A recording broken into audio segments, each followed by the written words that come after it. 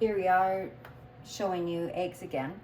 This bag here holds about at least 30 eggs in it, and depending on which site you read, some say they're good for 18 months, others say 3 years, 10 years, and more.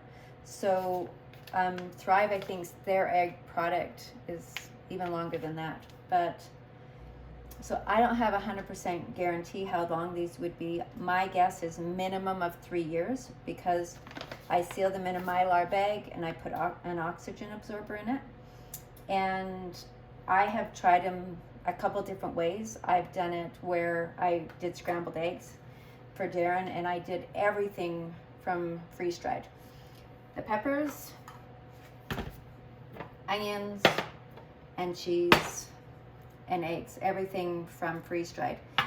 And he was just amazed. I could literally freeze-dry the sausage as well, so that we have sausage in the eggs.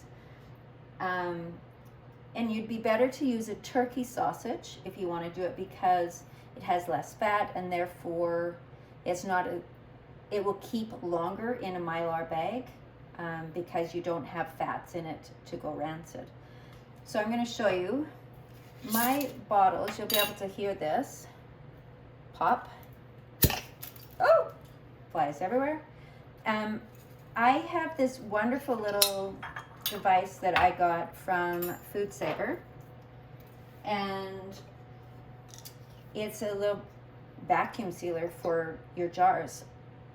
And so all I have to do is put my seal on the bottle, put my little cap on top, and they have these little handy pumps, and I just put it on here and let that go for 30-40 seconds, because it's a small bottle. And you'll start to hear the sound change. It's sucking all of the air out of this bottle and resealing it.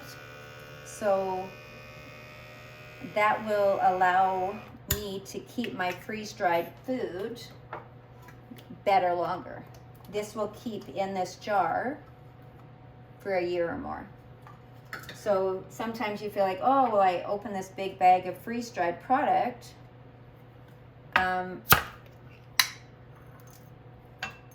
it's going to go bad before I can use it. And really, it doesn't have to.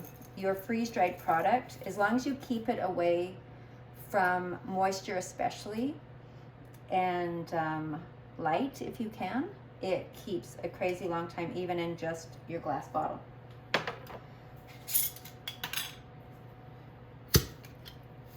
I'm going to put some onions in, and I've got cheese as well. Cheese I'm going to put in another little container here.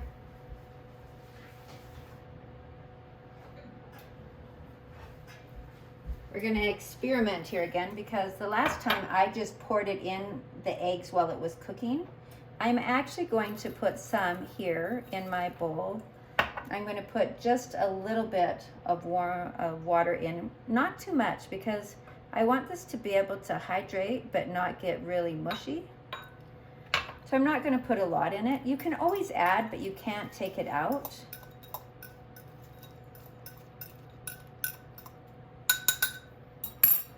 I'll put a little bit more.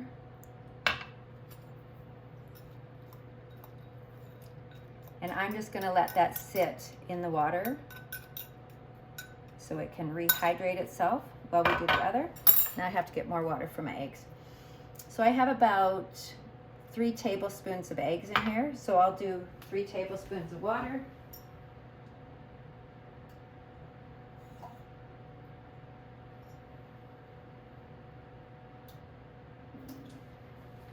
It depends. I've read that eggs are 2 tablespoons of powder and 2 tablespoons of water equals 1 egg.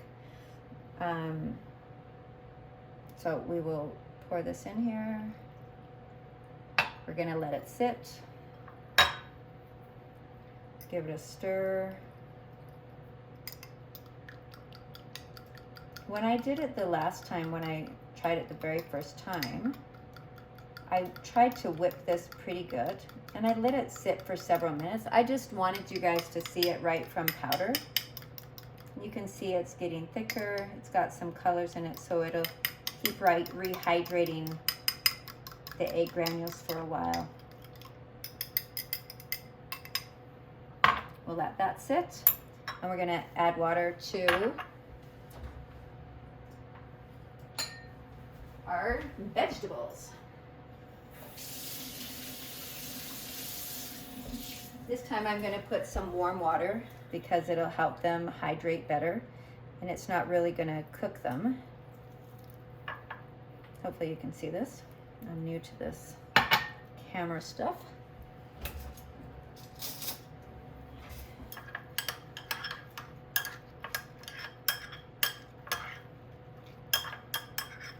And again, peppers and onions are kind of like sponges.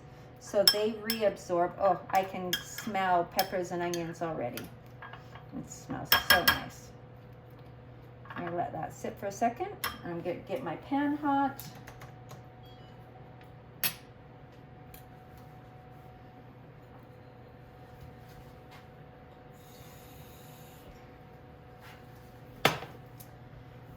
I was watching some other people on YouTube demonstrating that you could cook eggs from freeze-dried.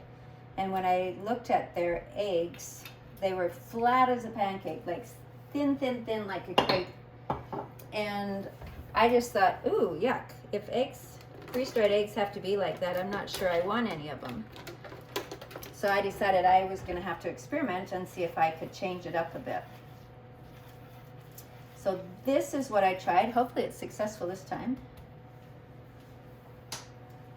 And get my pan warm. We're gonna fry up our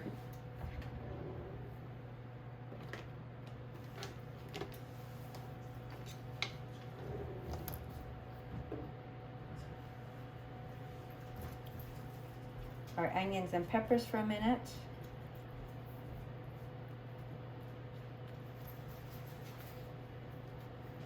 See if that's hot. Getting close.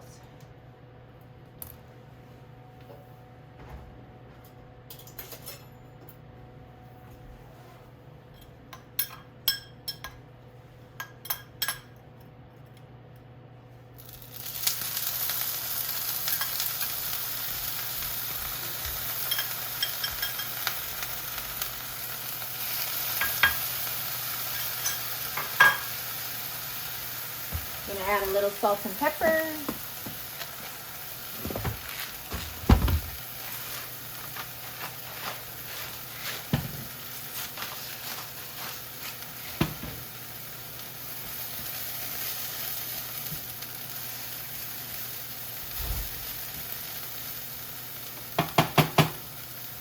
Pan down a little bit.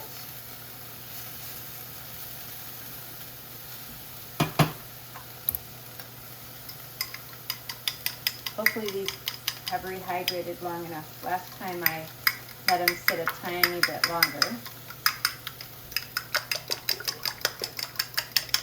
So here's a little trick that I have that I tried the last time. It's something I learned from my mom when I was a kid. She always, when she did her eggs, always snapped a lid on them. Oh, those look a little, I'll put a little more water in here.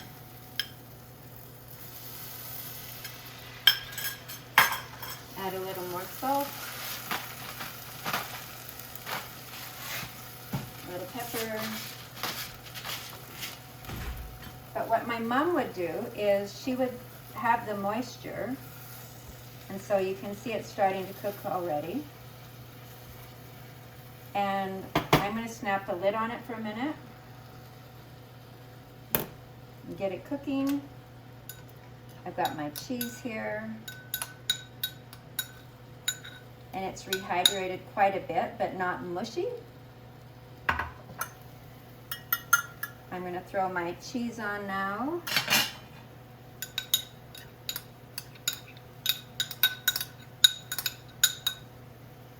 Give it another little stir.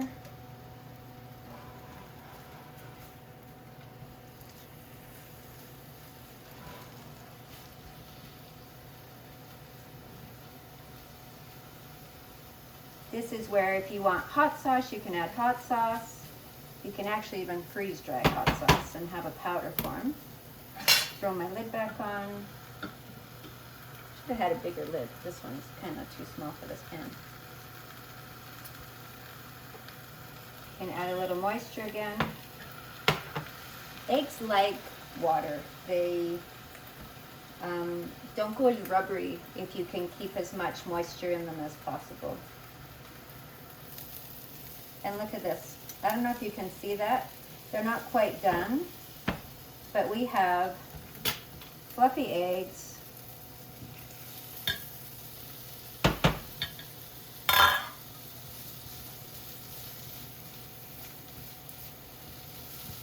They smell wonderful. I wish you could smell over camera. Throw my lid back on a bit.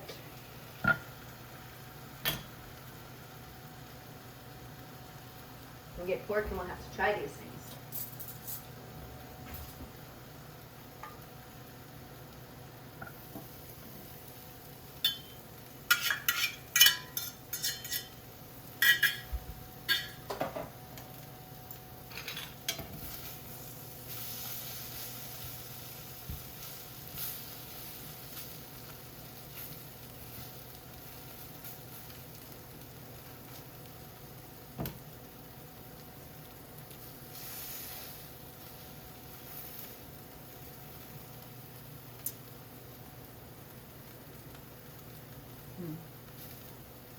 I think if you could come here and have a bite of this, you would be amazed at the flavor and that you would not know that those had been freeze-dried.